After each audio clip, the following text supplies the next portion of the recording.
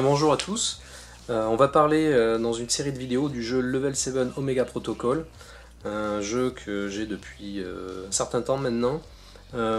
J'ai fait quasiment tous les scénarios, enfin il m'en manque deux dans la boîte de base. Ça a pris du temps puisqu'en effet le jeu se joue plutôt à plusieurs, hein. En solo c'est un petit peu compliqué, bien que vous verrez tout à l'heure. Je ferai un début de mission, je ne sais pas si j'irai jusqu'au bout, mais je ferai une mission, la première mission de l'extension Extrême Préjudice, et vous verrez que finalement en solo c'est pas dénué d'intérêt non plus. Voilà, donc dans cette série de vidéos, dans un premier temps je parcourrai rapidement le background du jeu, de la boîte de base et donc de l'extension.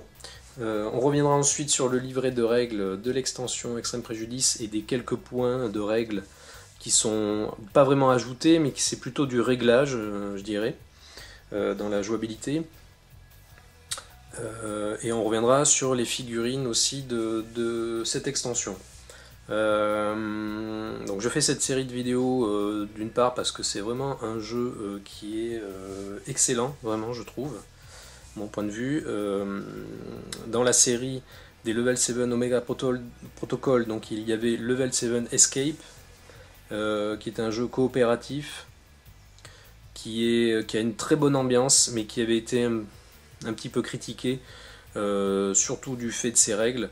Bon, mais je ne développerai pas le sujet, mais tout ce que fait de bien en termes de règles et de clarté dans Omega Protocol n'avait pas été fait sur Level 7 Escape. En effet, bon, même si c'est pas le même type de jeu, le livret de règles de Level 7 Omega Protocol est pour moi vraiment un modèle à suivre en termes de présentation, de clarté, voilà, mais ça on pourra en parler éventuellement en fin de cette série de vidéos.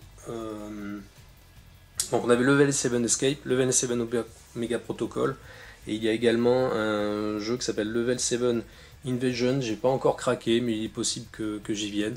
Bon, ça sera un sujet à venir éventuellement. Pour ce qui est donc de la présentation générale du jeu, des règles, etc., je vous renvoie très fortement vers la série de vidéos qu'a faite Belgian Guy, qui a permis de présenter, de développer la fameuse théorie de la diagonale, mais ça on y reviendra lorsque je commencerai donc la mission de l'extension Extrême Préjudice. Voilà, donc je vous dis à tout de suite.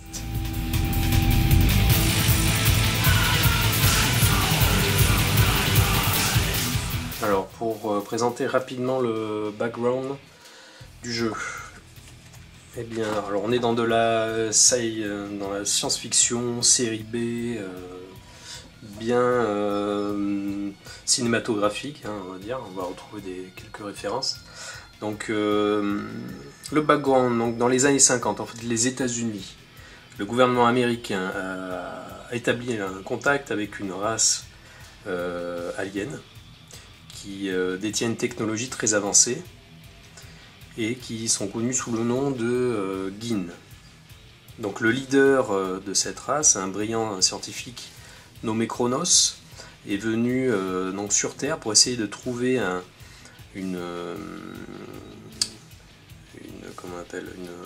soin, enfin une cure pour une peste mortelle qui menace de détruire et de complètement sa race. Et Chronos croit que le médicament à cette peste peut être trouvé avec l'ADN humain, qui semble être très proche donc des Gin. Donc les États-Unis à l'époque sont embourbés dans une guerre froide avec l'URSS, et le gouvernement américain est d'accord pour fournir asile à Chronos, et le plus important, donner accès à sa population et à ses citoyens, donner accès à Chronos et les donner comme sujet en échange de la technologie Gin. Donc un groupement secret très puissant qui s'appelle le Majestic 12, Majestic 12, met en place un secret gouvernemental, un programme secret qui s'appelle Aquarius et qui voit la création de plusieurs complexes souterrains classifiés sous top secret. Et pendant plus de 50 ans, Chronos va conduire des expérimentations sur une population. Donc voilà. À la chute donc, de l'Union soviétique, à la fin de la guerre froide, les relations entre les Guinées et le gouvernement américain se détériorent et Chronos menace d'exposer ce secret publiquement, le secret qu'il a avec le gouvernement américain, et donc de le rendre donc connu à toute la population mondiale.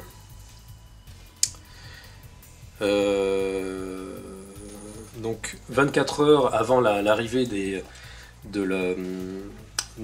l'équipe, le Disco Team, donc l'équipe de héros qui va essayer d'arrêter Chronos, des sujets ont essayé de s'échapper du complexe qui s'appelle Subterra Bravo. Et donc l'objectif de Disco Team va être d'arrêter tous les suppôts de Chronos, de les empêcher absolument de quitter le complexe. Parce qu'on va voir que Chronos, en fin de campagne, puisque évidemment toutes les missions peuvent être jouées en campagne, va injecter une peste, enfin une espèce de maladie, oui, à des monstres, à des hybrides et des clones, pour qu'ils s'échappent du complexe et qu'il aille contaminer tous les habitants de la Terre. Voilà pour le background du jeu. Donc on a un livret de règles qui est très bien fait, j'y reviens pas dessus. Pour le moment c'est un modèle de clarté, de présentation, je trouve que c'est très bien fait, il est très bien mis en page, il est assez classe on pourrait dire. Et finalement le jeu est sorti en 2014 je crois, fin 2013-2014, je trouve qu'il garde toujours une belle présentation. Et donc on a un livret de mission, donc avec un prologue qui met bien dans l'ambiance du jeu. Et donc on va avoir 9 missions. 9 missions qui sera donc précédée à chaque fois d'un petit texte de background, hein, de fluff. Et donc ensuite la mise en place et les différentes règles spécifiques à chaque donc scénario. Voilà. Donc, rapidement, le genre de plateau que l'on peut avoir.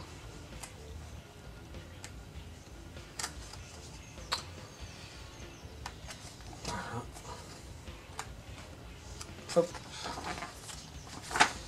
Voilà, on a aussi un petit background de chaque membre de la Disco Team. Une bio, très exactement. Voilà pour le background. Je reviendrai tout à l'heure sur le background de l'extension Extrême Préjudice quand on démarrera la mission tout à l'heure.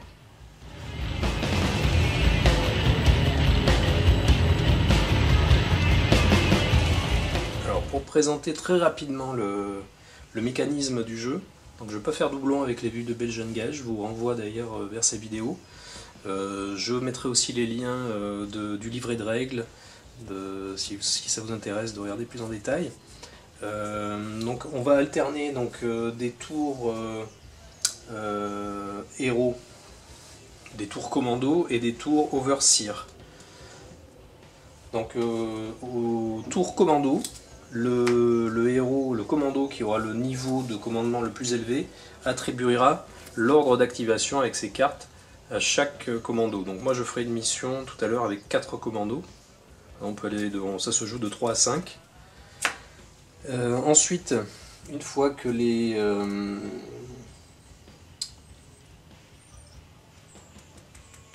qu'on aura assigné donc l'initiative, hein, je fais succinctement, hein, j'explique succinctement, chaque commando va sélectionner une carte, ce qu'on appelle stance, qui est un petit peu une carte de posture qu'il va avoir pour le tour. Donc qui permettront d'avoir des caractéristiques de mouvement, de défense au tir à distance et de défense au corps à corps différentes suivant les stances, vous voyez. Donc en gros, par exemple, si on prend le team leader, il pourra choisir d'avancer prudemment, reckless advance et commanding, donc ce qui lui donne des pouvoirs de commandement et qui attribue des bonus aux autres joueurs. Et on a aussi une valeur d'adrénaline qui pourra être dépensée différente suivant la carte stun. Donc on voit 4, 6, 5 par exemple ici. Donc voilà. Là j'ai pris juste deux commandos. Donc ensuite, une fois que les cartes stance sont sélectionnées pour chaque commando, on va activer donc les commandos dans l'ordre. En commençant par le 1 jusqu'au 4e. Voilà, donc comment on va activer? Eh bien, on va prendre des pions d'adrénaline que l'on dépensera sur les cartes stance. On ne doit pas dépasser la valeur max d'adrénaline que l'on peut dépenser. Et on va donc faire des actions qui pourront être donc d'investiguer, de se déplacer, d'ouvrir une porte, d'échanger des objets, d'attaquer. First aid, donc c'est de donner de l'aide à un autre commando, et se soigner, se soigner soi-même. Donc chaque héros va dépenser ses adrénalines, on n'est pas obligé d'aller jusqu'au maximum, hein, on peut dépenser que quelques pions. Et ensuite on arrivera au tour Overseer. Donc l'Overseer, lui, ce qu'il aura à disposition, ce sont des dashboards, hein, donc qui sont des pouvoirs qu'il pourra activer. Pareil, donc avec un coût de dépense. Par exemple, ici, garde patrol, pour un coût de 6 pions d'adrénaline, il pourra spawner 2 gardes dans un ennemi passage tile. Donc il y a tout un tas de choses, des clones. Il pourra aussi faire des interruptions. On verra aussi que les commandos peuvent faire des interruptions pendant le tour Overseer, mais il pourra faire des interruptions pendant le tour des commandos. Faire une attaque surprise par exemple, dodge, donc forcer des commandos à relancer des dés. Qu'est-ce qu'il peut faire? Il peut créer des éboulements, cave in aussi, faire tomber des éboulements dans le complexe.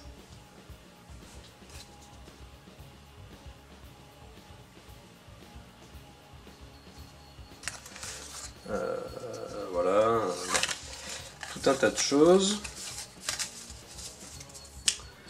Et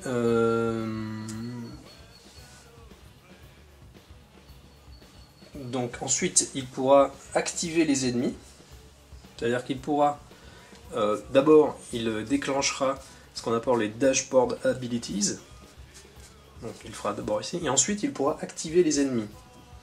Donc il pourra les faire déplacer, les monstres du plateau, les faire attaquer, et donc voilà.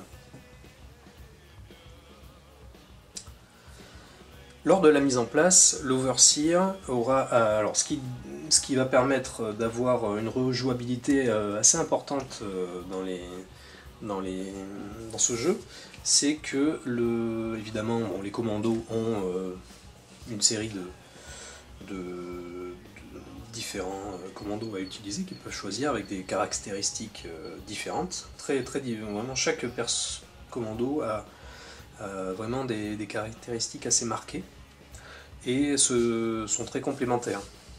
On va voir qu'il faut absolument collaborer pour espérer s'en sortir dans ce jeu. Donc ça c'est la variété au niveau commando, et la variété au niveau Overseer, eh bien c'est que quand on verra tout à l'heure, quand on met en place le plateau de jeu, l'Overseer aura à disposition un certain nombre par exemple de portes qui ont des effets Donc court-circuit, elles sont fermées, il y en a qui nécessitent des clés pour les ouvrir, elles sont bloquées, bon voilà, tout un tas de... Et encore là je vous les montre pas toutes, c'est celles qu'il y a dans le scénario que je vais mettre en place. Donc il pourra placer à différents endroits sur le plateau, mais c'est son choix, hein. Il pourra les mettre quasiment où il veut, donc ça peut se différencier suivant les parties. Ensuite, dans les pièces qui ne seront pas encore explorées, il va déposer des petits paquets de cartes qui sont définis par le scénario, mais il pourra aller donc des cartes d'exploration, cartes room, qui ont des effets d'apparition de monstres ou de différentes... par exemple, il y a des pièces où il peut y avoir des gaz toxiques, des éboulements, des bouches d'aération dans lesquelles se faufilent les clones. Et donc ces cartes pourront être placées de la même manière, jamais au même endroit suivant les parties. Donc l'oversier pourra mettre au point différentes stratégies. Voilà, pourra mettre en place différentes stratégies d'une partie à l'autre. Donc ce qui permet d'avoir une rejouabilité qui est vraiment bonne sur ce jeu. On a évidemment le paquet d'investigation, donc c'est le paquet de fouille en fait, si vous voulez, qui devient d'une bonne taille avec l'extension, les cartes extension qui ont été rajoutées. Donc ça aussi, ça permet de tomber sur des objets différents à chaque partie. Voilà, donc pour une présentation rapide des principes du jeu, et donc je vais passer tout de suite à la présentation de l'extension, ce qu'apporte l'extension Extrême Préjudice, et on passera directement ensuite à la première mission de cette extension. Voilà, je vous dis à tout à l'heure.